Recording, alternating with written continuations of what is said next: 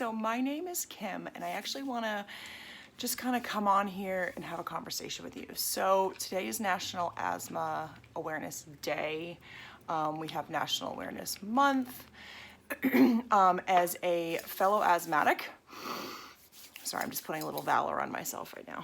It helps me to talk through everything. So as a fellow asthmatic, I can honestly say that asthma sucks. Okay, just like straight up out of the gate. So I was hospitalized with double pneumonia when I was 5. I lived in an oxygen tank with no contact with my parents. They had to unzip me. I was hospitalized, I think between 8 and 9 times, somewhere between the ages of being 8 and being 12. I remember when they would give me shots of adrenaline. I have been on prednisone multiple times. I've gotten my pulse ox so low that they wanted to admit me as an adult. So I get it. Asthma completely sucks. But I decided actually, and as a journey in my early 20s, to start to figure out other ways that I could support my body. So I can't necessarily control the fact that I have asthma, okay? But I can, and I'm not one of those characteristic you can grow out of it. They used to say that to me when I was younger. And I've been like literally scared to death by pulmonologists. But you can do lifestyle changes that will make a massive difference in your life. Okay, so I made a decision. I started to do more holistic therapies in my early 20s, as I was saying. I became a vegetarian. I tried all different things, but I will tell you, over the last 3 years, and knock on wood, I have been very lucky. I've had very minimal asthma flare-ups. I do take an asthma medication every day that manages my asthma. But I have removed a couple things from my house and I have increased certain things in my life, and I wanted to share those with you, okay? These are kind of my top 3. Obviously, there's other lifestyle changes I have done, and I'd love to communicate and talk to you about them more, because that's what I love doing, is working with people, especially asthmatics, on how to kind of create this whole lifestyle change. But the number one thing that I did was I started to ditch sugar. Now, this does not mean that I don't eat sugar all the time. I do. I try to eat, like, I love dark chocolate. I love having, every once in a while, my kids are huge bakers. I do indulge myself every once in a while, but I will tell you that every time I indulge myself, I notice that as soon as I have the sugar, my asthma starts to flare, right? Because your gut and your lungs are attached. So really minimizing your sugar intake, because it's an inflammatory. It's an inflammatory for anybody. These are 3 things that everybody should do. It's an inflammatory. So what you want to do is you want to reduce inflammation in your body.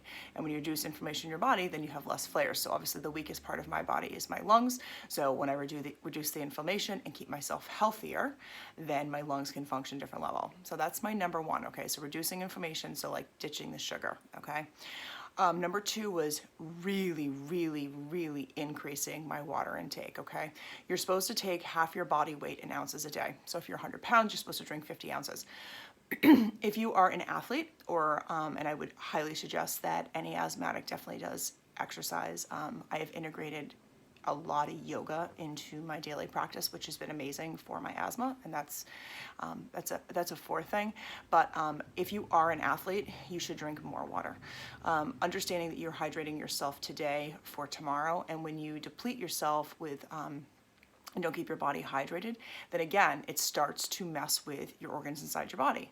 Obviously, your lung is one of the major organs. So if that is a weak area for you and you're dehydrating it, then you're going to do the same thing. So again, it can reduce your breathing capacity, because your body's dehydrated. You need to be able to fuel your body, right? And so we all need to drink more water. I know a lot of people despise drinking water. There are other ways to get around it by adding, like, you can add drops to it. You can add essential oils to it. You can like take a half a lemon and squeeze it in there, but really making sure that you're getting water. And like straight up water, not seltzers and not teas, just straight up water. You can get them from teas, but you also don't want to dehydrate yourself with like caffeine and stuff. And then the last thing is, and this is like my number, I don't know, I mean, I said these are my top 3. You have to ditch the chemicals in your house. And I know that sounds scary, so I'll give you a story. I was sitting in the pulmonologist's office about 2.5 years ago. I was looking at the allergy chart, which I'm sure you guys have all seen, environmental allergies, dust mites, and there's always something that says chemicals, but no one ever talks about it, okay? No one really, I've never had a pulmonologist over all my years, and I'm in my 40s, who's ever said to me, like, So when we mean chemicals, like we mean the stuff you clean your house with. We mean the stuff that you wash your clothes with. We mean the stuff that you wash your hands with and wash your dishes with. And it was like all of a sudden this huge light bulb went off. And I'm like, oh my God, like everything that I've been doing has been agitating my asthma again whenever. So like I would go to, if I went to, like I'd have my house cleaned, or I'd clean my house, and I would just, like, my lungs would just be like searing. I could feel it. I would go to someone else's house and they had just had their house cleaned, especially when they would use like bleach based products, excuse me. I would just like, my lungs would instantaneously, I could feel that flare up. It was the same thing as consuming sugar. So I went home and made a decision that I overhauled my house. I did it relatively quickly. It is not something that you have to do fast. It is something that I help people do, but it was probably one of the most impactful things for our family, the health and wellness of our family. Knock on wood, no one in my house is had really any kind of real true illness. In the last like 2 years, it's reduced the stressors that we're putting on our body, especially when you live in a cooler environment where we're kind of trapped inside our houses a lot. You want to make sure that the air that you're breathing inside your house is really high quality. So removing those chemicals and putting in plant-based solutions. So those are really my those are my top three. Okay, there are lots of other things, as I said. Obviously, I think exercise is extremely important, whether or not you want to incorporate something like yoga and meditation. But I really want to encourage you to think about those things. You can do research.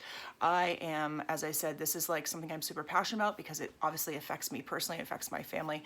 I've helped many people walk through this process. And so if it's something that you want to learn more about, please let me know and let's connect, and let's really support the fact that, like, we can hashtag the fact that asthma does suck, but there are helpful preventative ways to keep our body strong so that the inflammation stays low, so we have less flare-ups and we feel better altogether.